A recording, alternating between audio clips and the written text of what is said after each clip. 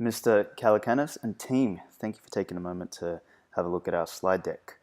I'm going to introduce Amber to you guys today, and the most important thing I want you to remember is that we're not doing an ICO. We're not raising some ridiculous, non-dilutive round with useless tokens that nobody's ever going to need, or trade on some stupid unregulated exchange. We are building a real business here, and we are trying to go for the main pain points. We're solving the main pain points in the crypto space and bringing things back to the fundamentals, where we believe there are some real use cases for this whole blockchain cryptocurrency space, whilst 99.9% of it is all rubbish, and will definitely not live up to the hype.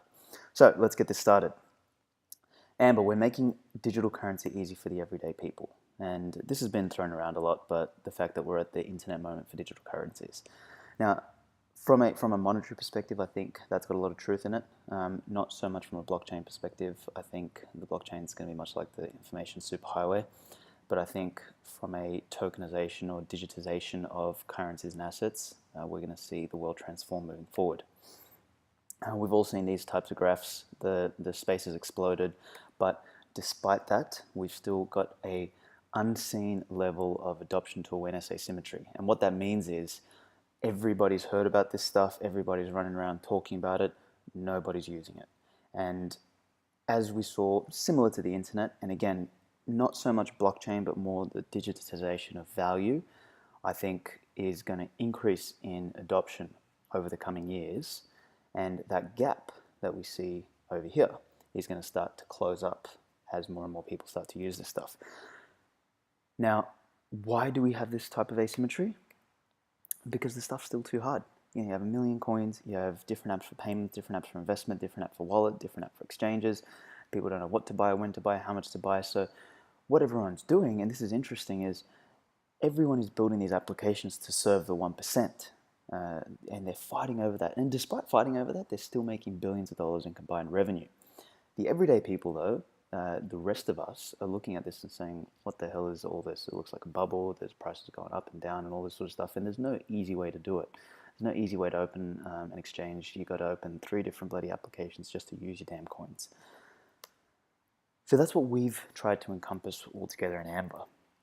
This is a quick rundown, and I'm sure you've heard of Acorns over in the States, but what Acorns did was they made equities or a traditional investment portfolio accessible to the masses. And we're doing something very similar.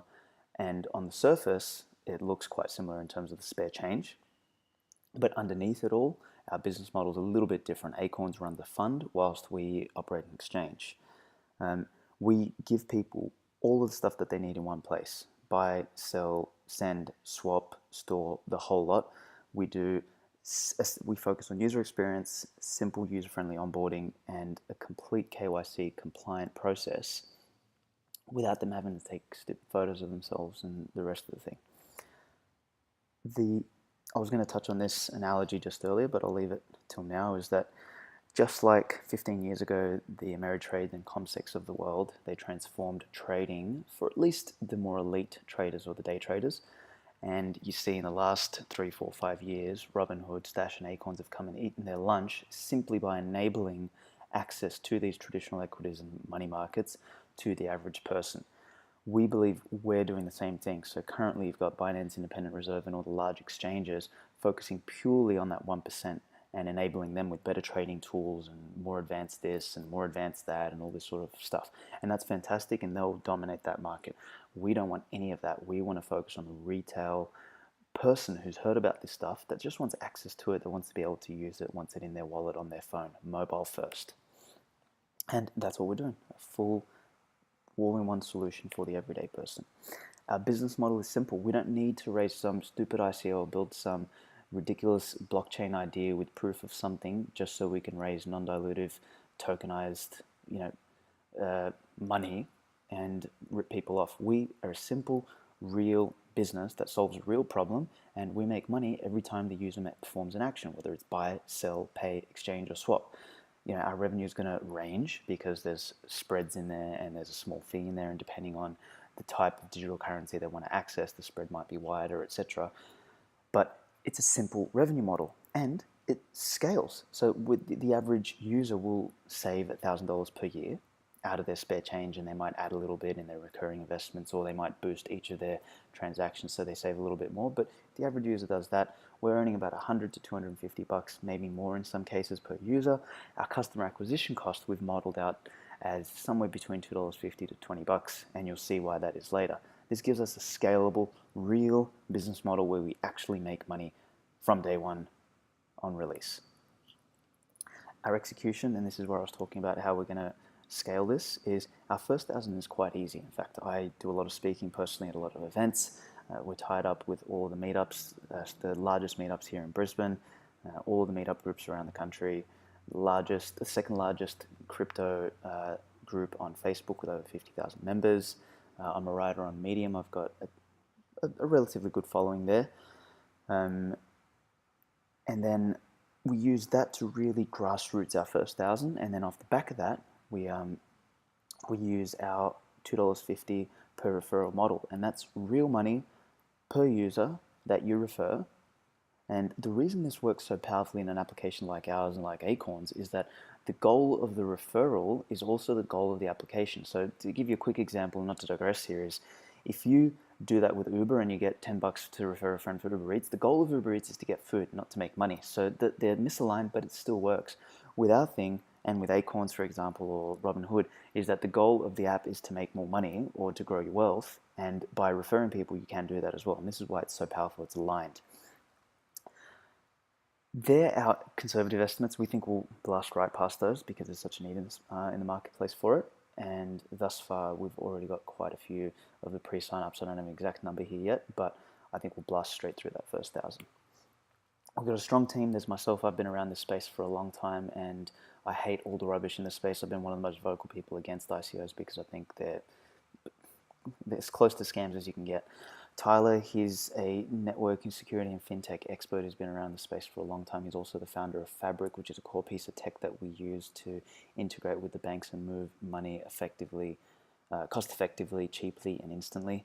Clive is a partner at Australia Capital Advisory, and Brett is from Tapper, who he built himself with a brilliant team, and they went public. Our other team members, we keep it tight.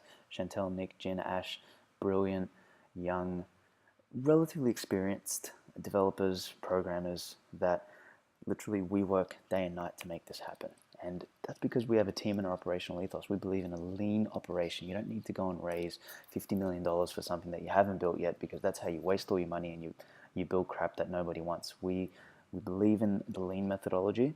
We build and we operate in an agile manner.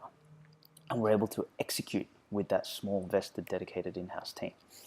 Fabric's a bit about our operational edge, and without going down this rabbit hole, this is effectively a piece of technology that powers anything from Acorns to obviously ourselves, Amber, to things like frequent flyer points when the airline carrier needs to aggregate that financial data from a bank account. Fabric is a full financial data aggregation tool, but it also offers transaction and it integrates KYC and AML in one thing. And the interesting thing is, the founders of Fabric and myself are also the founders of Amber. So it's a strong unit, and it's our largest defensible technological edge.